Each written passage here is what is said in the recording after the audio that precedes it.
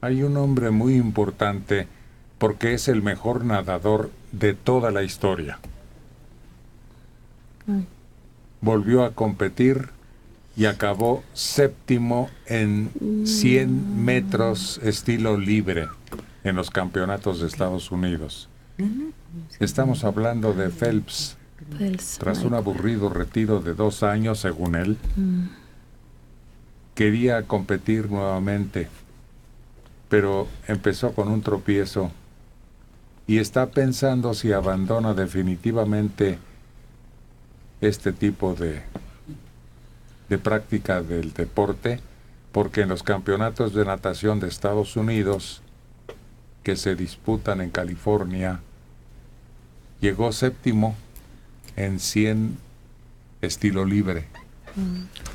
Ya les había dicho que no podía regresar y dijeron, no, espérense a que caliente y van a ver, se recupere. No puede, es imposible. Después de 2 años alto rendimiento. Había una frase que decía, ellos nunca vuelven. Exacto. Que clasifica a los grandes que no tienen retorno porque ya pasó su mejor época. Pero este tiene 29 años y posee 22 medallas olímpicas, 18 de oro. Desgraciadamente terminó en séptimo en la final de los 100 metros libre. Pese a este revés, todavía tiene oportunidad de clasificar para los campeonatos Pan-Pacífico que se celebran a finales del mes en Australia. La primera oportunidad de representar a Estados Unidos desde que se retiró, nadará 100 metros mariposa, la distancia para la que más se ha preparado desde el pasado octubre. El sábado, 100 metros dorso, y el domingo 200 con estilos combinados. Está preparándose para los mundiales de Rusia 2015 como paso previo a los olímpicos. Héctor, este muchacho tuvo incluso problemas con marihuana. Dijo. ¿No? Sí. No, a ver. Fumarse un cigarro no es tener problemas con marihuana. Bueno, pero no te lo fumas cuando estás en una rutina de ejercicio y de entrenamiento constante. No estaba ya. Fueron dentro de los Dejó 2 un años. tiempo y se volvió así como que iba a disfrutar todo lo que no había hecho por el Pues, rigor de los entrenamientos que tenía desde muy chico. Pero ahí se pierde el ritmo y ya no lo puedes recuperar, ¿o sí?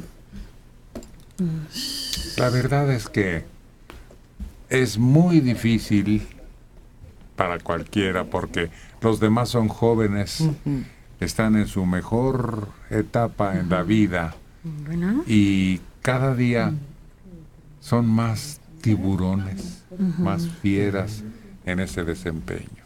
Y más le valdría retirarse con todos los honores en este momento. Llegar a ganar, acumular 22 medallas no es fácil. Cuando termina su evento, lo sorprenden, las fotografías circularon, fumando marihuana. Y su declaración es bellísima porque dice, estoy harto de entrenamientos, estoy cansado. Sí, estoy fumando marihuana. Además, permitido en el estado en donde estaba fumando. California tiene permitido esto como entretenimiento. Después surge ya como lema, ¿no? El entretenimiento. Pero yo creo que es un hombre que ya no ambiciona una medalla más. Tal vez nada más sea por recibir las glorias y el reconocimiento, pero no va a aplicar el mismo esfuerzo. Ni la misma juventud, ni la misma disciplina, ya no. Sus intereses ya son otros. Si acaso que vaya a Brasil a animar las fiestas y punto. Pero sería muy triste que terminara en un 10º lugar, y ya no te digo que frente a Rusia, simplemente frente a los mismos brasileiros. No, lo mejor que puede hacer es retirarse con todos los honores como llegó, limpio. Pero lo malo es que entran en una etapa de aburrimiento, de olvido, cuando estaban acostumbrados a ser el centro de cualquier reunión o imagen. Mira, aquí Joaquín Capilla, acuérdate, acabó por brincar con todo en coche desde un paso elevado. Así es. Casi se mata. Y es que ya le había dado vuelo a la hilacha precisamente por ser tan grande figura deportiva y después pasar al anonimato. Sí, el personaje más célebre en el mundo, la historia deportiva del país en ese momento. Entonces de pronto pasa a la nada a preguntar quién es usted. Y eso es intolerable para alguien que fue la gloria del país. Es que es como si entraran a un mundo nuevo. Están en unas condiciones tan rigurosas de alimentación, entrenamiento, o sea, una disciplina, estudios físicos que les hacen para ver cómo pueden rendir mejor en las competencias, poder romper un récord, que cuando terminan con todo eso es como si salieras, supongo, de prisión después de 30 años y dices, ¿y ahora cómo voy a vivir? Están hasta desconectados muchas veces de sus familias porque ellos viven con el entrenador, con las personas que les rodean para hacer más grandes sus capacidades como deportistas. No saben vivir después. La rutina del entrenamiento es una esclavitud de tal forma absorbente que después se arrepienten de haber perdido sus años dedicados a eso y entran en una etapa peligrosa de depresión. Depresión que es consecuencia a veces de esa pérdida de fama y de gloria, pero en otras ocasiones tal vez hasta de algunos complementos que tomaron para desarrollar mayor vitalidad, mayor rendimiento, mayor musculatura y mayor resistencia, porque los entrenamientos son fatales. Me quedé pensando lo que es vivir con tu entrenador todo el tiempo, ¿sí? En donde no hay contacto humano, más que un contacto de robótico casi por las demandas, sobre todo cuando aspiras a una competencia internacional. Y eso se va acumulando y tarde o temprano se traduce en una depresión. Y truena. Y la pregunta es, bueno, ¿valió la pena? Es la que ellos se hacen, ¿no? Porque no solo se ven afectados en su vida personal, sino en su vida física, en todo lo que dejaron pasar y dejaron de vivir. Por eso un churro de marihuana más, uno menos, cuando él dice, déjenme fumarme a gusto mi cigarrito. Sí valió la pena.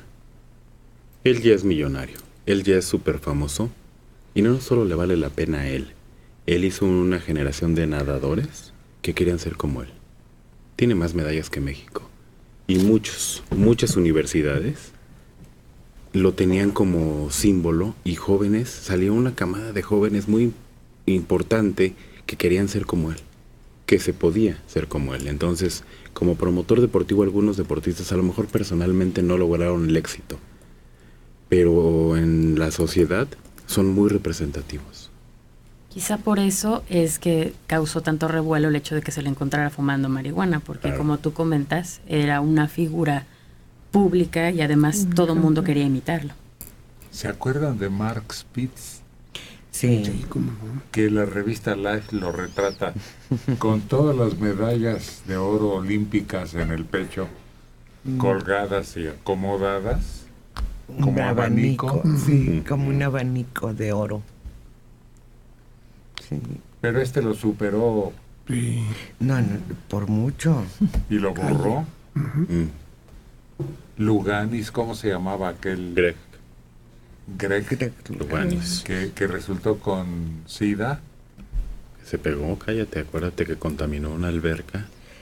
Sí. Y fue un escándalo espantoso porque derramó sangre. Es a raíz de ese incidente que él declara que es portador de SIDA. Nadie lo sabía, conocían de su homosexualidad, el mismo gremio, el mismo grupo de deportistas, pero no sabían que era portador de SIDA. Y cuando sufre este accidente, que se da cuenta que quedó contaminado, él declara ante los medios, y es cuando ya entran en acción para limpiar todo esto, ¿no? Pero es cuando se sabe. Había otro héroe olímpico mexicano, un general, que cuando pasa el tiempo de popularidad y incluso se vio envuelto en un incidente trivial en donde mata a un maestro de obras y luego el aburrimiento le hace escoger el camino de las emociones para volver a a sentir la adrenalina a plenitud, ¿no? El contrabando. Y lo cachan. Yo creo que lo denunciaron, porque él usaba valija diplomática. Por cierto, cuando está en la cárcel, declara, pero no me voy yo solo. Y es su sentencia de muerte. ¿Cómo ha cambiado el tiempo? ¿Cómo todo ha evolucionado? En aquella época el contrabando se hacía en belicitos, en portafolios pequeños y llevaban 20, 25 dosis. Ahora son 20, 25 toneladas. Fíjate. Sí, fíjate que el contrabando de heroína, sobre todo, ha popularizado el sistema métrico en Estados Unidos.